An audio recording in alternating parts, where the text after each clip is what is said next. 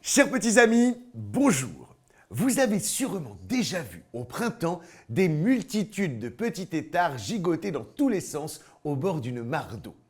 Et vous vous êtes certainement demandé comment ces toutes petites bêtes peuvent se transformer un beau jour en grenouilles. Eh bien, c'est justement ce que je vais vous expliquer aujourd'hui. Alors, ouvrez bien vos oreilles et écoutez. Gaspard est un têtard. Il fait partie de la classe des batraciens, que l'on appelle également les amphibiens. Gaspard débute sa vie dans un œuf que sa maman a déposé dans un endroit un peu caché de la mare. Sa maman attend que la température de l'eau soit bien chaude pour pondre des milliers d'œufs de 5 mm chacun.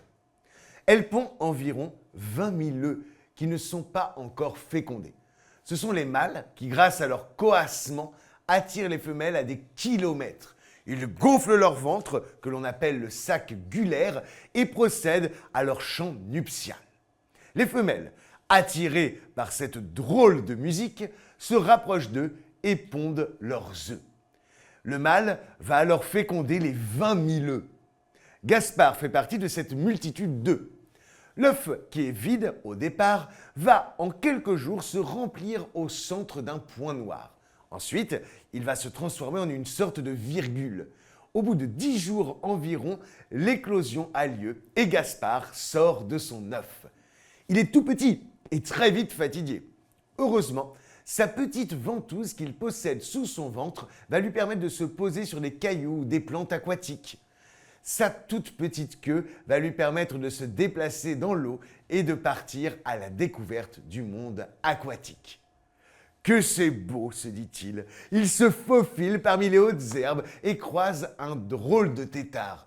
Mais qui es-tu, toi? Tu me ressembles beaucoup, mais tu as des jambes. Pourquoi moi, je n'en ai pas? Parce que tu es un têtard alors que moi, je suis une salamandre.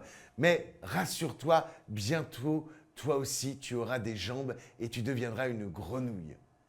Mais tu seras plus ronde que moi et tu perdras ta queue.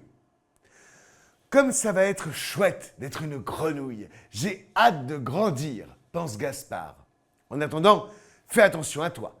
Cette mare est remplie de poissons friands de petits têtards comme toi. En effet, cette exploration peut parfois se révéler fatale. Les poissons qu'il risque de rencontrer sont des prédateurs redoutables et Gaspard peut à tout moment être dévoré par l'un d'eux. Alors Gaspard essaie de ne pas trop s'éloigner de son lieu de ponte. Sa transformation va durer 4 mois, une période bien longue pour notre petit Gaspard qui est exposé à tous les dangers. Sa respiration au départ est cutanée, ensuite apparaissent les branchies et sa respiration devient alors aquatique. Les pattes postérieures se développent les premières, puis c'est le tour des pattes antérieures. La queue régresse et finit par disparaître. Les poumons se mettent à fonctionner. Il est maintenant totalement formé. Gaspard est tout heureux car il peut maintenant sortir de l'eau et sauter de pierre en pierre et hop, hop, hop. De jour en jour, ses bonds sont de plus en plus sûrs. Gaspard est désormais une vraie grenouille toute verte et bien rondelette. Et attention de ne pas confondre grenouille et crapaud. Gaspard est une grenouille et non un crapaud qui est une toute autre sorte de batracien. La grenouille regroupe à la fois des mâles et des femelles. Notre petit Gaspard va pouvoir vivre ainsi pendant environ une dizaine d'années. Mais pendant toute cette période, il devra échapper aux prédateurs tels que des chouettes, des hérons, cigognes, mais aussi des anguilles, loutres et hérissons, et même parfois des renards quand ils sont affamés. Alors, la prochaine fois que tu te promènes dans les bois, tends l'oreille pour entendre le croassement des grenouilles et pense à Gaspard.